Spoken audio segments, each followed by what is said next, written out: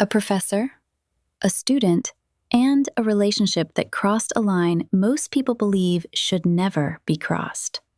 She says she was only trying to help, but when emotions, boundaries, and accusations get involved, the question becomes, was this really about helping a student? Or did things go much deeper than that? Today, we're breaking down what happened and why so many people are questioning this situation. Female number 1, can you please text or call me? I need to talk to you.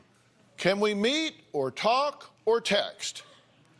Female number 2, I can't even begin to tell you how much you hurt me.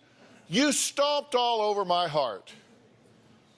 Female number 1, you're right, I did hurt you, and I feel sorry for that. Then, the next morning, the first girl decided, I'm not so sorry. And she texted, forget it, you're a bitch. Sounds like text between best friends forever having a drama-filled fight. But what if I told you they are actually texts between a 51-year-old college professor and her young student? Yeah, that's what I said. It's a bizarre story filled with twists, turns, obsessive attention, and allegations of harassments. Now, Kayla, the 20-year-old college student, says she even woke up in one of her professor's bedrooms with no idea how she got there. Kayla says she went from student to practically being stalked by her psychology, of course, professor, who she says was desperate to play mommy. Take a look. I first met Laura when I was a freshman in college in her Psychology 101 class. In the beginning, Laura was a very nice person, someone that I thought I could trust. I opened up to Laura about my anorexia and abuse that happened in my childhood. Our relationship progressed into a mother-daughter type relationship. Christmas 2013, Laura invited me to her house to spend Christmas with her family. As the weeks progressed, Laura started sending me text messages saying that she loved me and that I was her daughter and that I should move in with her. At first I was thinking that this is not normal, this is my professor, but I felt kind of honored to have her ask me that because maybe she could be like a mother figure to me, and that's just something I never had. Well, Kayla's warm and fuzzy feelings didn't last long because she says their bond soon turned bizarre. Laura is very manipulative. She can be very vindictive. She'll do what she can to get what she wants. Laura likes making stuff up to make herself feel better. New Year's 2013, I was with my fiance and his friends. The cops knock on my door and flat out ask me, have you been date raped? It was very outrageous in my mind because we were engaged at this time. A couple minutes later, I got a text from Laura asking if the cops were still there. I felt betrayed. Things just started becoming very awkward. One night, Laura invited me to spend the night at her house. The next morning, I was waking up. I ended up having a cyst erupt, and I went to the emergency room. I got a call that Kayla was in the emergency room. I went home and all her clothes were gone, most of her furniture, some of my own things were gone. I don't remember that night, it was really fuzzy. When I woke up, I was at Laura's house with all my stuff surrounding me. It was extremely bizarre. I felt really helpless because I wanted to help her, but now all of a sudden she has two adults that are refusing to let me even talk to her. I felt like this is a kidnap situation. I was trapped there. This doesn't sit well with me. When you're a professor, there have to be boundaries between you and your students. I've seen people say she was just trying to help, but I can't help wondering if they'd say the same thing if this were a male professor. I don't think they would. The standard should be the same regardless of gender. To me, the lines were crossed, and once that happens, it's no longer just about helping a student. It's about a serious abuse of trust and a power imbalance. That's exactly why these relationships are so problematic. Help me out here. Okay. How do you go from being a student in a professor's classroom to waking up in a bedroom in her house one day? Well, it started off as I was in her classroom. I was a student. She talked to her class and told us that if we ever wanted to talk to her, she was there. She understands a lot of problems, and she's there to talk to us. You took her up on it. So I kind of told her about my past and a lot of things, troubles I've had, and she was there to talk to me. And you said once you did that, the relationship started building quickly. Right. I trusted her, and I felt like I could talk to her about. Did you at one point tell her that you were having suicidal thoughts? I did, yes. I didn't know what to do. I didn't know where to go, and I was living with my fiance then, but she said, why don't you come live with me and my husband? And still, no bell went off. That part did. That's when I thought that's crazy, but then yet again, I kind of felt honored that someone liked me. Okay. You did wind up spending the night at the house. I did. You actually had a health problem. Yes. You go to the hospital. And was it the next morning that you woke up back at her house and all of your stuff was there? Yes. I woke up and all my stuff was in our house, from my clothes to hair accessories, everything. Your other house had been emptied. Yes. Right. And moved to her house. Correct, yes. Did a bell go off then? Yes, that's when it went off. Okay, I just wanted to be sure you have bells. I have bells. Because I'm just, okay, and I'm going to ask her if she's, okay. Laura says when Kayla walked into her classroom 2 years ago, she acted like she needed rescuing. She says Kayla repaid her kindness by completely destroying her life and her career. It's a lesson this teacher says she will never forget. Kayla was a student of mine in my introductory psychology class, and her appearance really concerned me. She was extremely thin. I worked in a nursing home, and I know what dying people look like, and she looked like she was dying. She was that pale. I decided to help Kayla because she seemed to need somebody. Kayla was very reluctant to talk to me about her history. She finally started emailing me and confessed that she was suicidal. She told me that she'd had an extremely abusive childhood. She later confessed to me that she was addicted to painkillers. She would fake symptoms and emergency room hop to get as many painkillers as she possibly could. When she finally moved in with us, we treated her like a daughter. We made her a member of the family. She had started calling me her mother. I said, yeah, that's fine, you can do that. She was like a scared cat when she first came in. She hid and stayed to herself. I was very afraid that if I didn't intervene, she was going to die.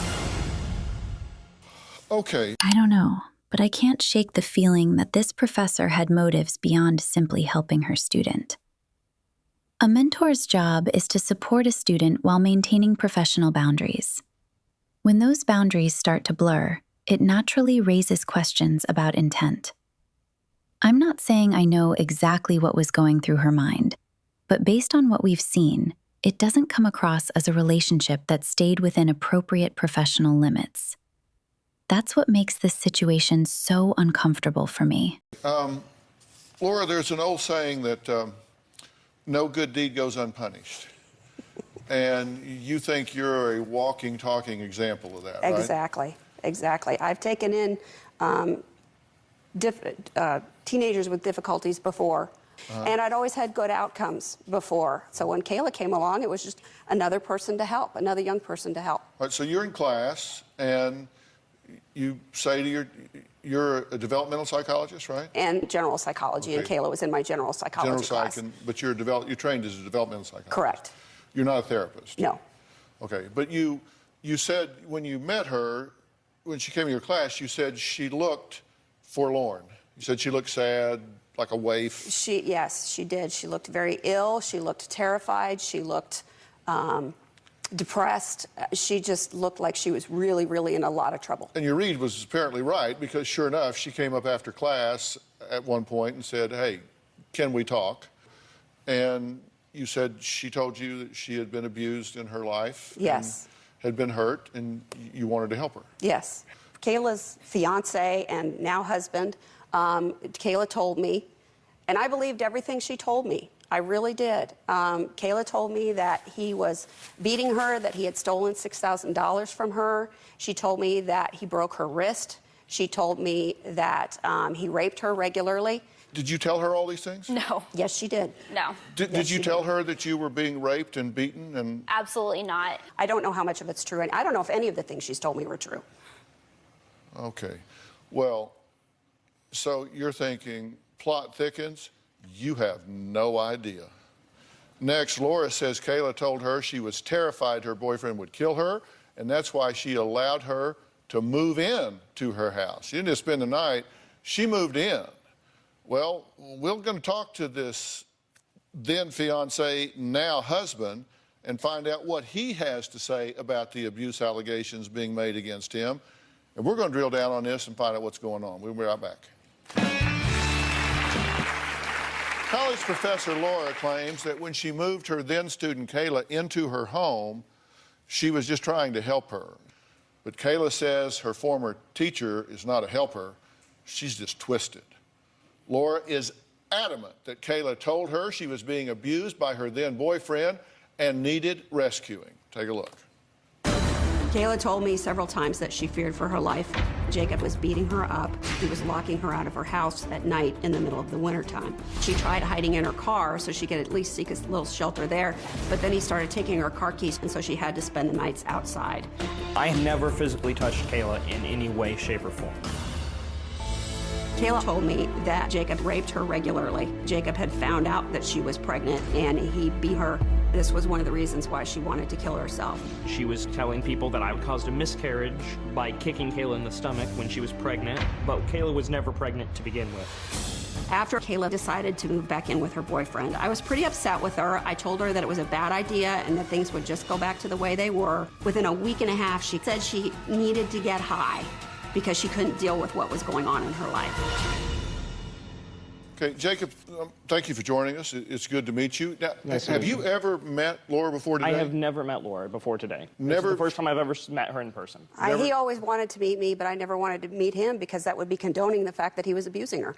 I only wanted to meet you because you kept saying I was abusing her, and I'm not an abusive person. I have never I hurt spent Kayla. 2.5 years in a battered women's shelter. I know what abusers are like. They always claim they're innocent. Okay, I know they do, but I'm not abusive. I have never hit Kayla. How do you know? I know, well, according to what Kayla told me, now maybe the whole thing was a lie. Maybe he never did abuse her. But she told me he was abusing her severely. She feared for her life. Are you telling me that you totally, fully, and completely prejudged this man without ever meeting him, without ever hearing his side of the story, without ever verifying any claim that she made to you whatsoever? I wasn't here to judge her. I was taught that when a victim... Well, that wasn't what I asked you. I asked you, right. you totally prejudged him? I was taught that when a victim tells you a story, you believe it, because at least in their mind it's true. You meet them where they're at. I didn't ask you whether you believed or didn't believe her. I asked you, you said, I wouldn't meet you because I know how abusers are. I had no reason to disbelieve Kayla.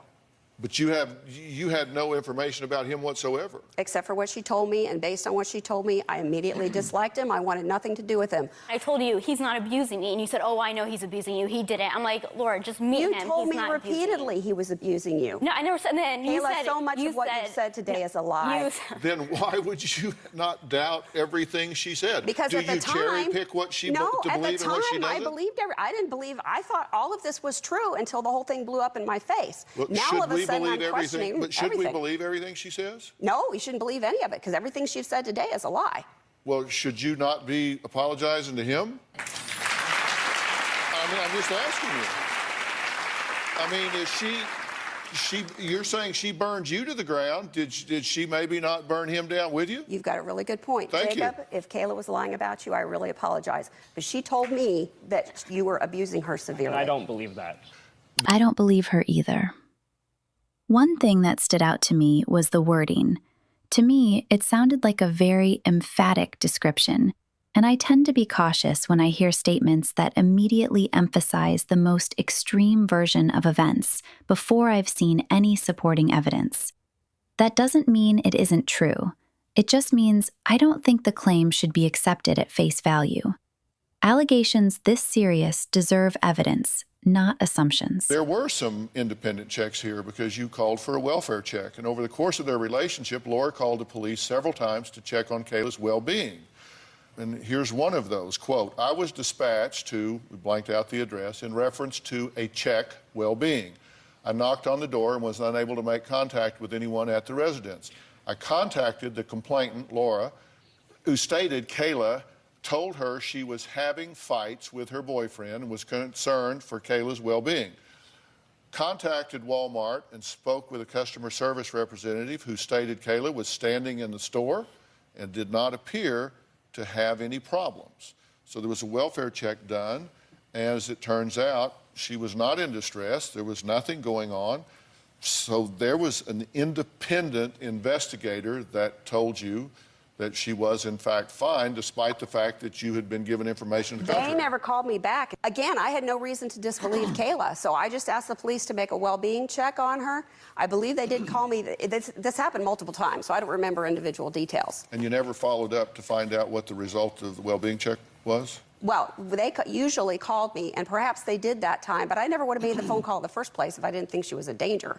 That's illegal. Well, but I'm saying there's information to the contrary that was available to you at the time. So maybe this was all Kayla's attention seeking. Did you lie to her about all of this? No, I want to say something about that. Okay, when she had called the cops, I get a call from an officer asking me about my well-being, and I had no idea what this was coming from or what that was even about. Kayla is so innocent and sweet looking that she's very easy to believe. Kayla looks very young and very innocent, but she is not. I guess I got really caught up in this. Yeah. Ma'am, you wouldn't have gotten caught up if you had maintained your professionalism and respected the boundaries that come with being a professor. Your role wasn't to become emotionally or personally involved with your student. It was to teach, mentor, and support her within appropriate limits.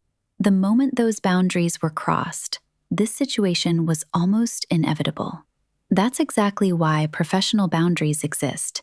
Not to make relationships cold, but to protect both the student and the professor from situations like this. Okay, Kayla says that once she was actually living with Laura, things got really weird. Kayla says Laura even invited her to have a threesome with a registered sex offender. We're going to ask Laura about that and give her an opportunity to respond when we come back. My wife has taken in strays before. She's raised 3 or 4 kids besides her own, just kids that needed a hand, and she's very good at it. I tried to help a student of mine, as I had helped many students before, but this time it turned into a nightmare. Kayla changed from a nice girl into a complete stranger and a monster. Professor Laura says she learned a huge lesson when she tried to help her psychology student Kayla through a tough time. She says she was so worried about her that she even moved her into her home. Kayla says that during the time she was staying with Laura, things went from, well, they went from weird to just downright strange. Some months went by living with John and Laura. Things started becoming really awkward. She started giving me alcohol, wanting me to do drugs. And on top of that, she asked me if I wanted to be a part of threesome with her and a registered sex offender. At that point, I knew I had to go. I had gotten back together with my fiance, and I told him we have to get a house as soon as possible. Once Kayla and I were living together again, Laura began telling her that I was going to leave her, that our relationship wasn't going to last. Kayla started getting angry with me because I continued to maintain that her boyfriend was going to hurt her. Everything was getting out of hand. All of a sudden, cops were showing up at the house every other day because Laura's telling them Kayla's getting abused. It put a lot of stress on me. I was angry with Jacob. He would take Kayla's car keys so that she couldn't drive her car, so she couldn't get away from him. He was just trying to victimize her further. I just had enough of it. I finally texted her telling her I want to be done with her and out of her life. She then got very upset and started threatening me and telling me that she wanted to kill me. Well, also joining us now is John, Laura's husband. He lived through all of this with his wife and says she did nothing wrong. Were you comfortable with her moving in? I support my wife, and she's had good success and good outcomes before, so we'll give it a try. Now, you say at one point she was asking you to participate in a threesome with a registered sex offender. Yes. Do you know who she's talking about? I do. Was he a registered sex offender? Yes, he is. Did She is not a child, however. did you ask them to engage in sexual activity? God, no. Why would I want to have sex with anybody outside my husband? And besides, I'm in psychology. I know the damage that registered sex offenders do. Did you ever give her alcohol, No, drugs? no. You gave me. I gave her alcohol to carry into my son's house No, for no. a party. That was the only alcohol I ever gave her. She bought me alcohol and she wanted me to go to her son and daughter's party and drink it. And she says, live life, be a college student, have alcohol. She bought me alcohol. You did buy alcohol and give it to her, and what she did with it, you don't know. Right, that's correct. But you did buy it and give it to her. Mm-hmm. Did you give her drugs? No. Did she give you drugs? Yes. She had brought a bunch of painkillers with her when she came to our house because she was addicted to them. Did you give her test answers? She was not my student at the time. She came to my class. She had flunked out of the 2 classes she was taking, so she started coming to my class with me. She took the tests with the students to challenge herself. She's very smart. And so, yeah, I gave her the test answers at the same time I gave all my other students the test answers. Why did you give her test answers again? Like I said, I give them to all my students. We go over the tests and quizzes when the exam is over. You don't let just them said keep she it. wasn't your student. But she was in my class. She sat You don't in let my them classes. keep it. You don't let them keep the tests and all that. And I I was let you bring them back to my house, which is where the rest of the test answers were. And then when you moved out, you took them with you. you let me keep them to No. use. You said you got very uncomfortable when she started talking to you about her sex life. Yes. About how when she was with her last husband, how she would have sex with other guys and other things. Interesting. You gave me specific details of what you did. No, I did not do that. When she was in the hospital with this cyst, that she did have to go to the hospital, right? She was rolling around in her bed in agonizing pain and said that her stomach was hurting really badly. I called 911. The fire department came. The first thing the first responder asked her was, have you ever had pain like this before?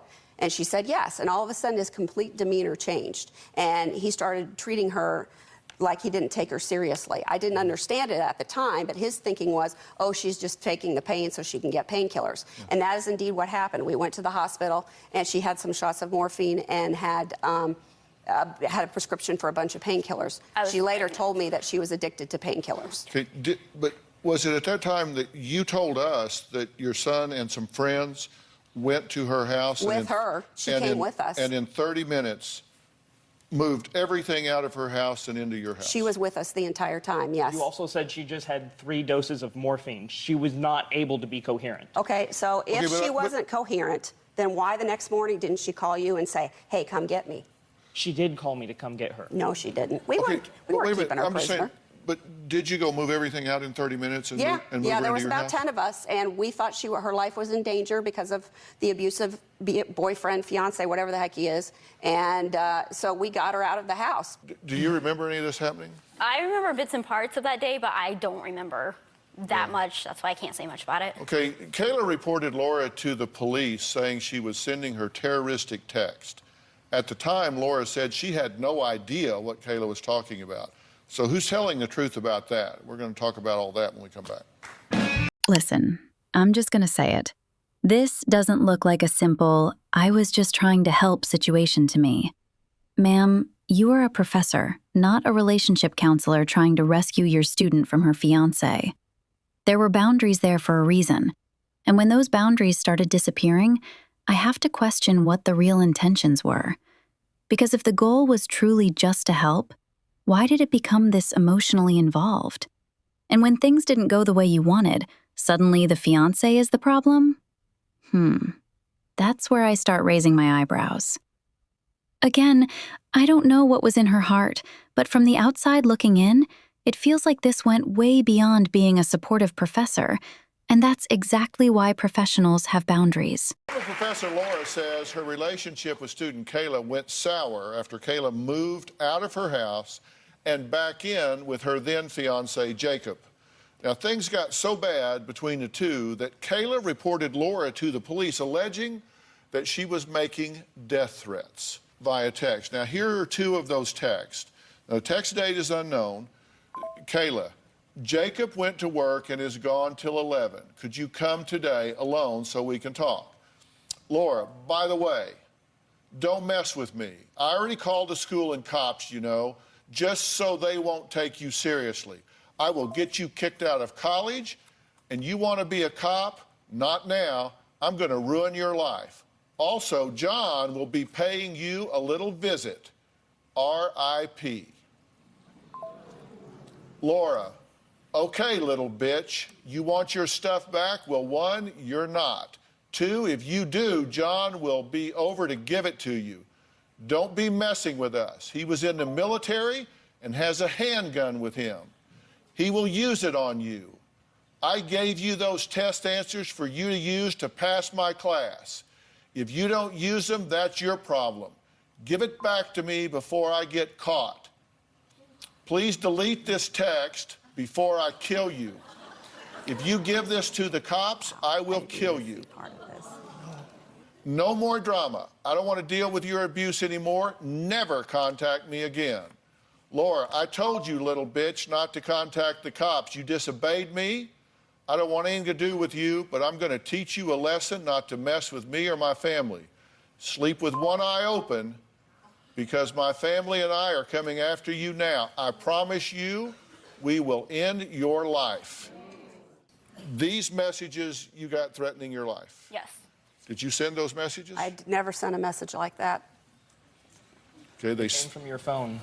I think that the justice system has worked itself out to show that I never sent those text messages. So they just appeared out of thin air. No, you downloaded a program so that you could send them to yourself. And very creative. She sent those. Nope. You might not want to believe it, but she sent those. I don't have to believe it. Didn't happen. I've never threatened anyone in my life. I would never threaten someone like that. Why, when we were living in our house, did you and John's car constantly drive around our block? It didn't. I saw you driving around and you knew where I lived. I think you're obsessed with me.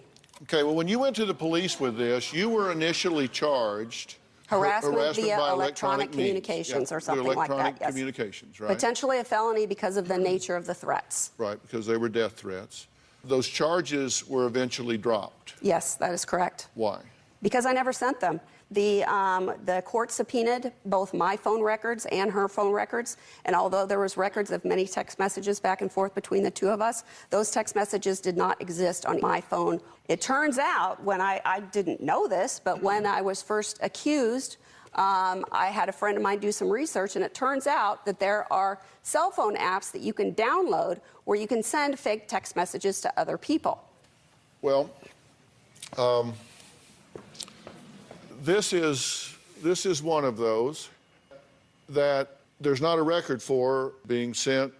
I also pulled up these from the records that we know come from your phone. Okay. Now, the only thing that I find of interest here is you have a habit or a pattern. I don't know why we all have little habits or patterns, but for some reason you capitalize the word "but" in your text messages a lot. Mm-hmm. Some people just do that. And here, this is a text message that comes from your phone. You capitalize "but." Here, over here, this is one from your phone. You capitalize "but" here. Now, this is the fake message. This is interesting because when you look at this one, that there's no record of seeing, "but" is capitalized in that one also. Now, the ones on the left come from your phone. Right. The ones on the right, I received it. it just got on your phone, and it shows that it came from Laura's phone, but it didn't, there's no record of it coming from Laura's phone. And Laura started capitalizing "but" all of a sudden. I don't know, I just found that of interest.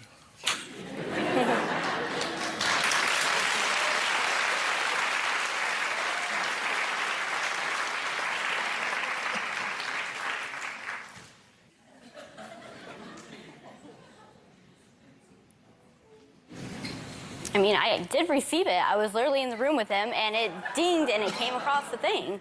I don't know how to explain it. I did not, whatever app she's talking about, get on it. I didn't know about it. I don't know. This story doesn't end here. It gets worse. We'll talk about that when we come back.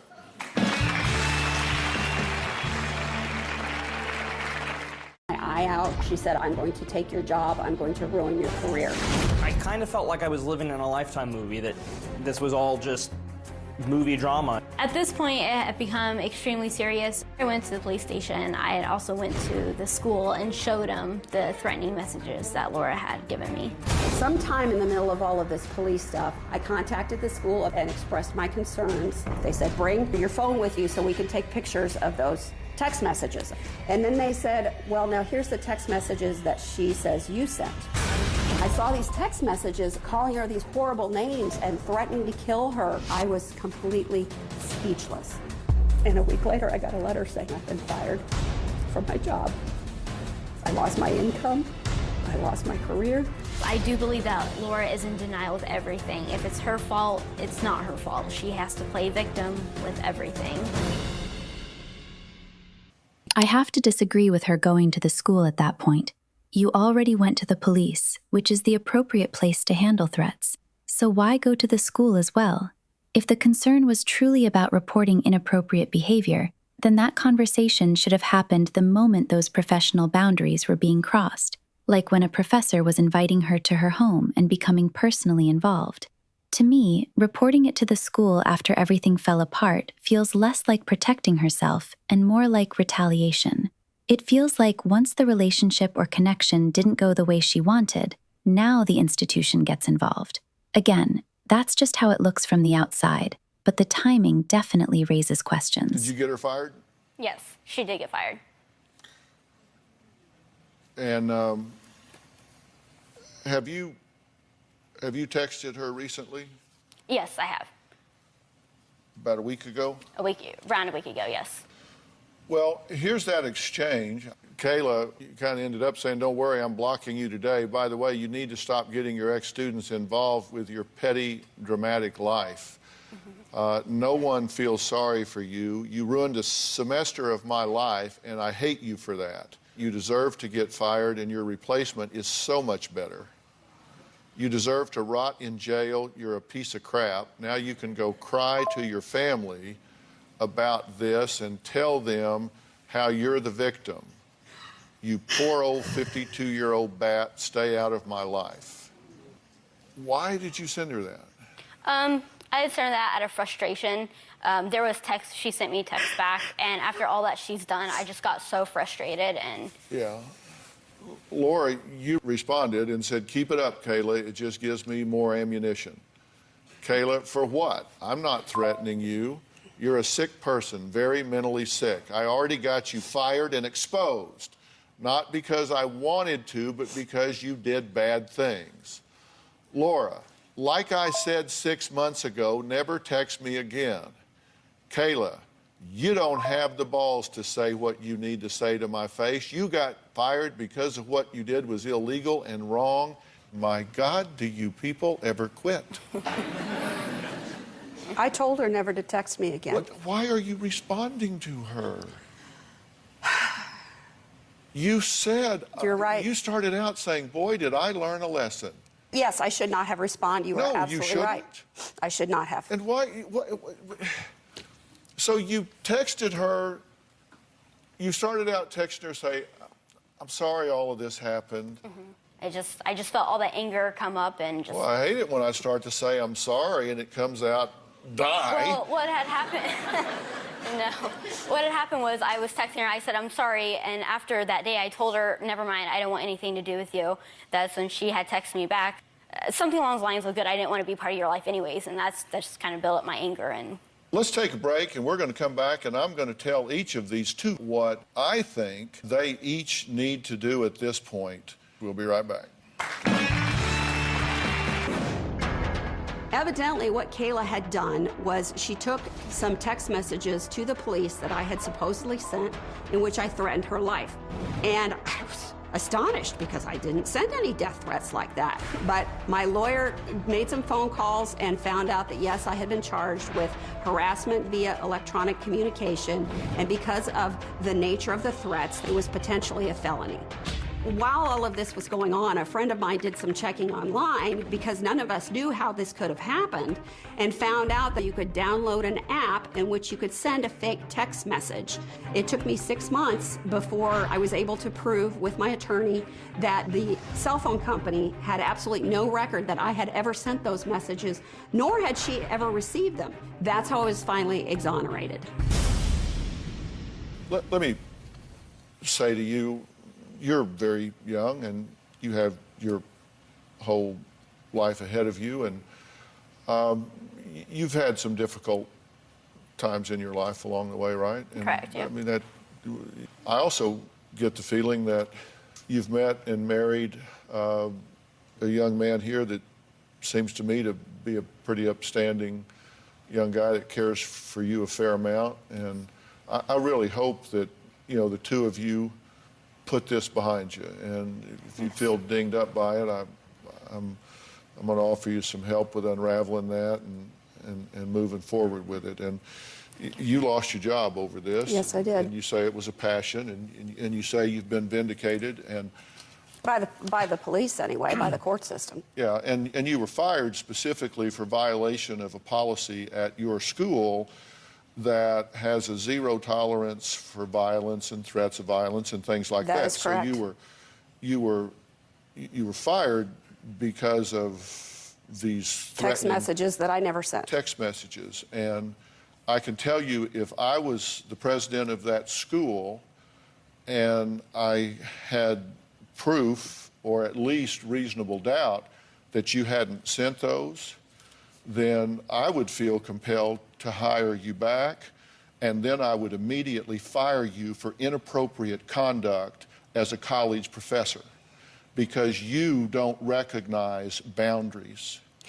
And you're getting involved with a student at the level you got involved with. Was a mistake. And moving a student into your house and giving a student answers to a test, past, present, other, whatever. As a professor, you are to avoid even the appearance of impropriety, and you have shown not good judgment in that regard. You're correct. You said she is drinking heavily, addicted to prescription medications, probably anorexic, and you decide, well, I'll just move her in and fix her. You're not qualified. I didn't want to fix her. I just wanted to keep her from dying. You said she lived with us for 4 months, and in that time she gained 10 pounds, got clean and sober, blossomed under our care, where she had been sickly and terrified. That sounds like fixing to me. You're not qualified. That's outside your lane. Yeah. I definitely made a mistake. My judgment was very poor. You're not a licensed therapist. That's not what you're there for. My judgment was very poor. You said I wasn't poor. terribly worried, and then, gee, she went south. Yeah, you weren't terribly worried because you don't recognize the deep roots of pathology because that's not what you do. If I'm a student paying to go there and I find out that you got other students living in your house and I'm competing with them for grades, I'm not going to be happy. You're not avoiding the appearance of impropriety. I went through this. There is no way in God's earth that that's not improper. She was not in my class while she was living with us. I don't care whether she was or she was not. If you think that is proper, then that makes my point of not having the right judgment. That's the only thing I did wrong. If you say that this is all my fault, that I brought this on myself, you're blaming the victim. I was victimized by her, and all I did was care too much. I like the stare, but we're just going to have to agree to disagree. Ma'am, I don't see you as the victim in all of this. I see someone who made a series of choices that brought you to this point. You were the professor, you had the authority, and you had the responsibility to maintain those boundaries. You knew the role you were in and the expectations that came with it. At some point, you have to take accountability for the decisions you made. You can't cross lines, become emotionally involved, and then act surprised when the situation becomes complicated. That doesn't mean every part of what happened was easy, but being caught in the consequences of your own choices is different from being a victim of them. I said, I exercised poor judgment. So in what way does that make you the victim? I was fired from my job and lost my career. That's the part that makes me Well- Self-fired. But for you crossing the boundaries with this student, but for letting her into your personal world and you getting into hers, would you have been vulnerable to her exploiting you? No. If Thank you. a woman walks down a dark alley in the middle of the night alone and gets raped, does that mean she deserves to be raped? No. She exercised poor judgment. Do not put that on the same level No, of I'm somebody not. being I'm not. raped. But what I'm saying is that Don't. exercising poor judgment does not mean you deserve what happens to you. I did not deserve this. Okay, well, Put it on yourself. you can, I hope you don't do it again. Oh, I'm not going to. Trust me. I will never trust anybody again.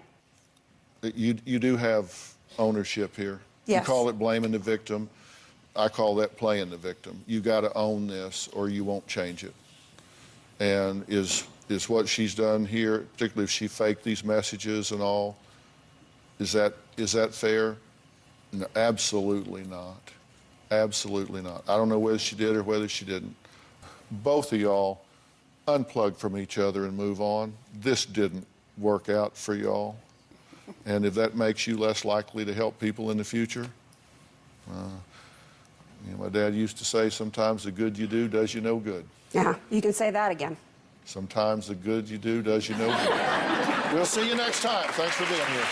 At the end of the day, this situation comes down to boundaries, responsibility, and accountability. A professor holds a position of trust and authority, and with that comes the responsibility to know where the line is and not cross it.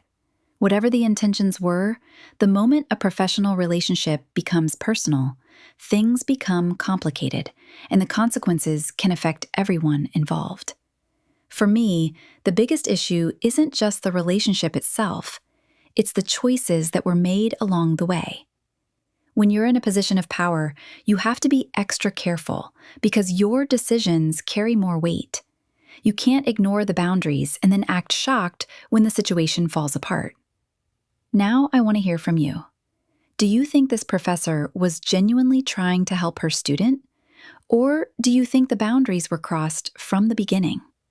Let me know your thoughts in the comments. Thank you so much for watching. If you enjoyed this video, don't forget to like, subscribe, and turn on your notifications so you never miss an upload. I'll see you in the next one.